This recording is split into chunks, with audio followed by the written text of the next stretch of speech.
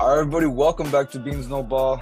Gonna get the tail end of our free agency content here. Just at least a little bit whoever's left. Got some guys left. Obviously, I already got down with the defensive side of the ball. Now some offensive free agents. So, Christian, I guess I'll just let you get us started right into it. Yeah, so obviously kick it off with the quarterbacks. We have a lot of free agent quarterbacks, but obviously probably the most valuable, I should say, or probably the most big name here is Ryan Tannehill. This was pretty expected from last season. That's kind of a prediction me and you both had. He's going to get benched for Will Levis sooner or later in the season. That's exactly what he did. And the Titans, they're not going to retain Ryan Tannehill as expected. So he's currently a free agent here. I really don't see him being a huge impact on the team. He's really just serviceable for a backup right here. Hopefully, just a young quarterback to really develop under.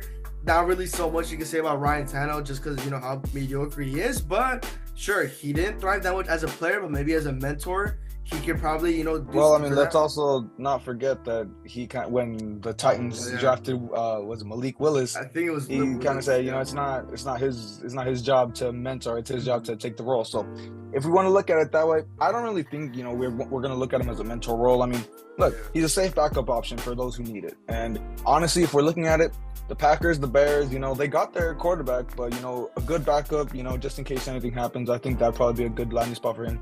Packers are probably the top option in my mind, just in my own opinion. But I mean, all he's gonna be now, wherever he lands, he's probably gonna be a backup, and that's okay. I mean, he brings that. He has a couple playoff runs under his belt, so it definitely brings that sort of experience. And whichever team does pick him up, they'll get that experience. And moving into the running backs, this is probably the bulk of the position that we're really gonna get into here. I'm going to start it off with, someone I know pretty well, pretty near and dear to me, a former Ram, Cam Akers, which I'm a little surprised. I thought he was still under contract for a little more, but I guess that contract ran out. And I mean, look, we know the deal with Cam Akers. We always make the jokes, his fumble issues, obviously the divisional game against Tampa Bay, that's what everyone, remembers him for. But honestly, you also got to look at, he's still young, he's got so much potential, and that the tough injuries is what a lot of people also look at apart from the fumbles. He tore his Achilles, I believe, in 2021, and then just last season when he got traded to the Vikings, tore his ACL. Just really had some bad luck. But if he gets back from those injuries, definitely see a lot of potential in him. I would love to see the Cowboys pick him up. For you, Christian, I know you guys really lack that depth at running back. Maybe someone like the Bengals, if I'm being honest. We see their running back room's a little shaky. So some teams that are running back needy could use a guy like Cam Akers. Yeah, I know. Look, everyone not knew, but kind of expect Cam Akers to obviously be the future running back of the Rams. He had those bright spots there and there, but like you said, injuries, they suck, man. And obviously the injuries, he just happened to be one of those players with injuries that really took a toll on him. Obviously, like the Cowboys team that is very in need of a running back. And like you said as well, the Bengals, these running back rooms are a little shaky for the both of them. I know other couple teams that really need to use a running back as well as a backup starter, whatever it is, or just some depth. Cam Akers could be a possible destination for any of those teams, and these next two running backs also as well as for them. But as for Cam Akers, sucks to see he couldn't live up to what he could have due to those injuries.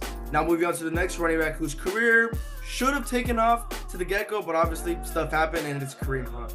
Obviously, his rookie year with the Chiefs, it was a very great rookie for him. I think the eye-opener was the opening game against the Patriots where he just took off against that. Which let's not forget, first play he fumbles and then he goes off for 3 touchdowns against the defending champion Patriots. Yeah, so I guess that fumble, he really ate that. He's like, this is not gonna happen again. Really took advantage on the ground. Really took advantage again in the air as well against that Patriots team. And Kareem Hunt, he was really gonna look like a top 10 back by the end of that season if we really want to be honest here. But obviously, the stuff happened with I think he beat his girlfriend or something. Well, he got his position mixed up and he started going to be an All-Pro kicker. So just definitely there you go. Yeah. The kick, just had his own own situation there. It was unfortunate. Yeah. I had so much hope for him. Obviously we weren't doing content yet at that point, but I thought he was next up as one of the running backs, but obviously he was off the Chiefs. Obviously the Browns were the team to pick him up, and he had his time there. Obviously, Christian, last season, he sold you a little bit on fantasy. He did help some games, but I'm not gonna be. He did. I understand he sold you sometimes, but but he had his games, and I think. But I mean, aside fantasy, he was still serviceable for the Browns. He was still picking up a good advantage of them on the ground when they really needed to. So his career was kind of picking up right there and there for Kareem Hunt. Obviously, he wasn't at the caliber that he was his rookie season, but like I said, look, he was serviceable for that Browns team for the running back on the ground game, and he was picking up the yardage and what he looked like as a still young back that he's still, I think, where he's like mid-20s, little late 20s. That's what he is. I'm not sure on his age. Up there with age, I don't remember his age right now, but I'm sure he's probably a little higher up there. But I mean, look, he's definitely be able to be a serviceable second option. I know.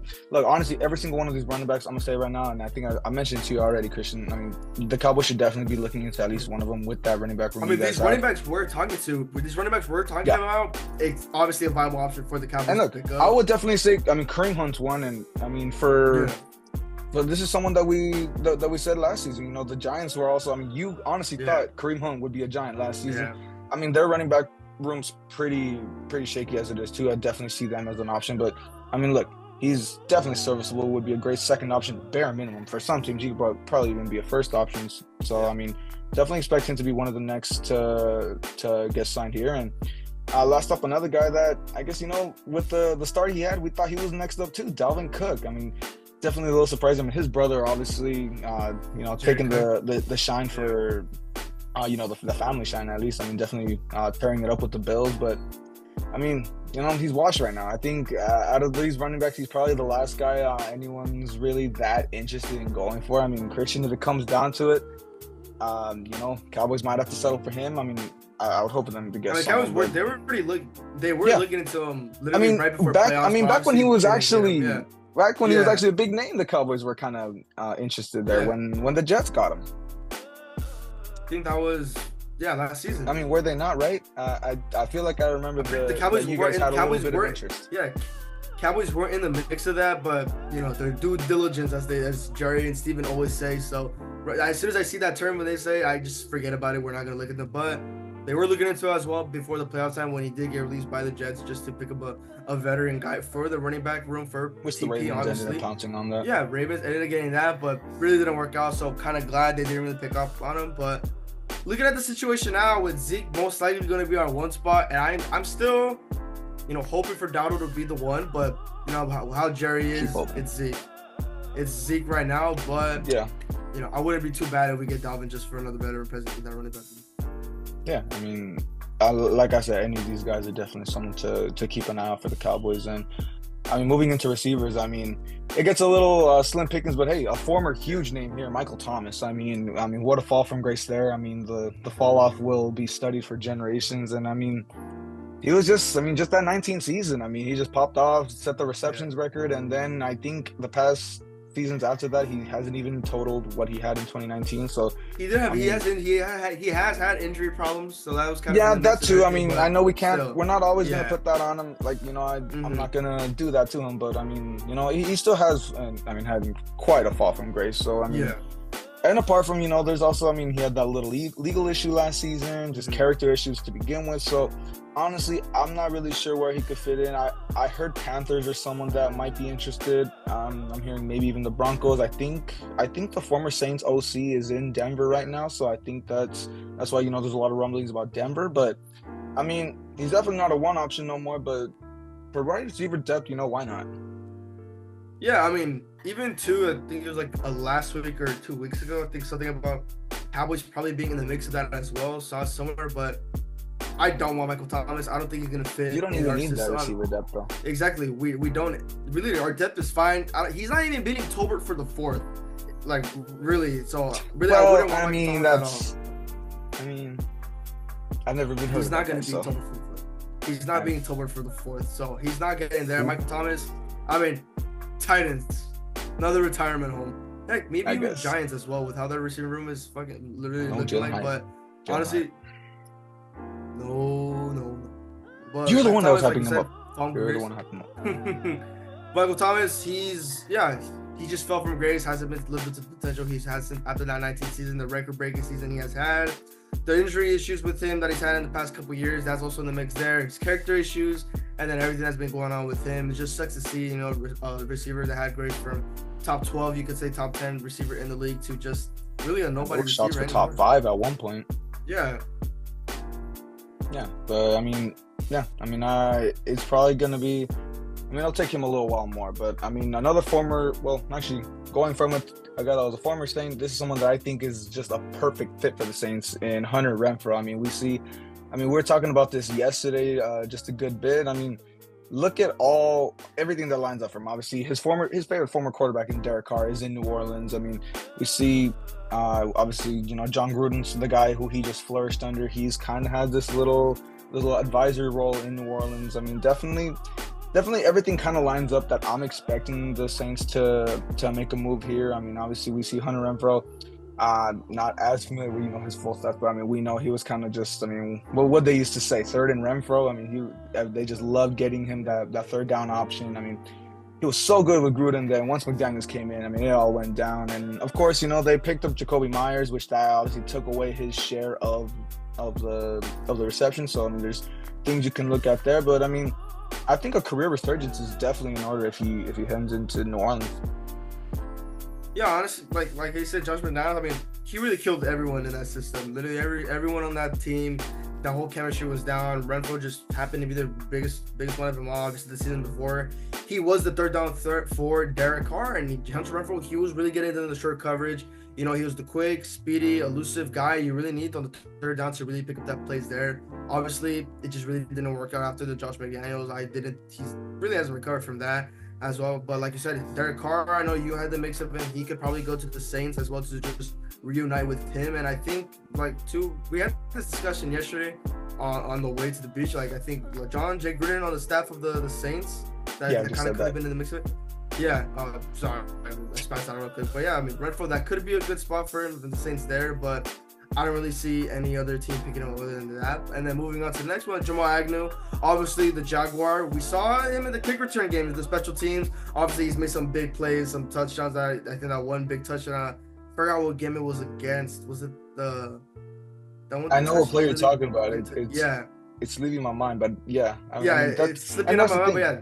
He's he obviously, you know, where he's not a receiver, but you know, he's a kick return specialist, and you know, teams might be skeptical to actually sign him because of those. I mean, the injury trouble. I know. I mean, he's recently coming off, I think, a fractured leg, something like that. He had a knee thing, little in the past. So for a receiver that's getting up there in age, you know, it might be a little iffy. But as a kick return specialist in these new kick return rules in the league coming into this year, definitely think he could be a big option. I mean, we saw Cordell Patterson going to the Steelers because of that reason alone. So I think, I mean, no specific team comes to mind right now, but I mean, honestly, it's wide open. Any team that really wants to give him a kick return specific role, I think he'd be a great fit regardless.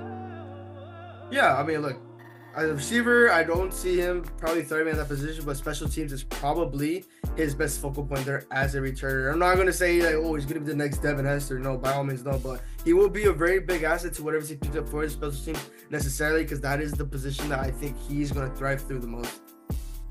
Yeah, and I think we'll close this up with a couple tackles. And we got two all-pro caliber guys, and I think there's obviously, you know, just minor issues that we obviously have between the two of them. So with David Bakhtiari, obviously someone that, I mean, once he got released with the Packers, I kind of made some shouts that, you know, maybe the Rams can go get him, but we got Jonah Williams, so I'm fine with that. And I mean, we know his issues is the injuries. I mean, he has constant knee issues. That's the only reason he hasn't been, I mean, obviously he didn't make All-Pro last year. I forget how long, but he had like the longest streak as a tackle making All-Pro for a good couple years, if I'm not mistaken. So, I mean, I definitely think he could be a good fit on a team like the Saints, maybe the Chiefs, something like that. I mean, the Chiefs, if they don't keep the next guy that we're about to get into. But, I mean, as long as the injuries are kept to a minimum, Bakhtiari could definitely still be a great option. Yeah, Bakhtiari, like I said, another player that just happens to fall from grace because of those injuries as a tackle, and that's what really hit him. Obviously, look, he was Rodgers' protector for that many years, all-pro tackle. He was really doing, you know, what tackles do at a really high caliber position here, but the injuries got to him, and he really just wasn't living up to the best he can. Obviously, look, he's old, he's a little washed, but like we said, he is still somewhat serviceable for a team that does pick him up. And closing out the final tackle, Donovan Smith, the former Chief. Obviously, he's the all-pro caliber tackle that he was there for Patrick Mahomes.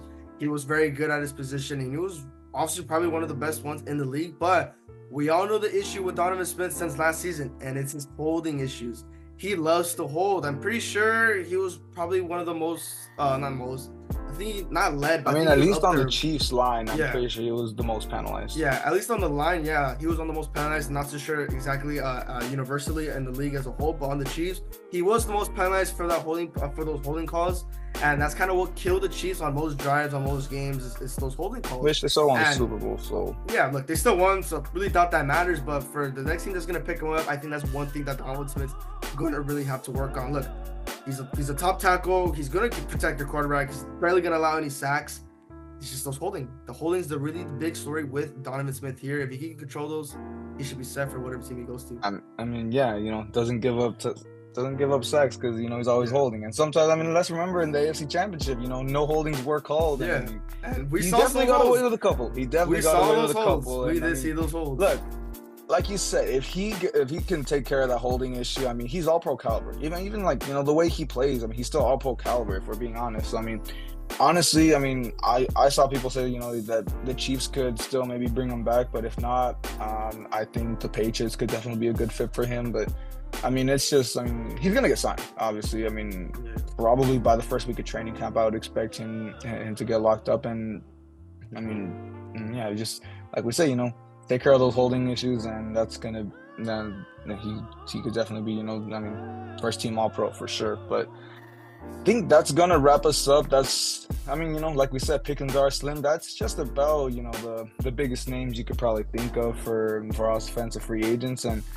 I don't know, Christian, you let's hope Jerry at least he wakes up from the slumber and gets a little something going for you guys. But that's gonna do it for us. Christian, obviously you're gonna be gone for a bit, so we're gonna get one video out while you're gone.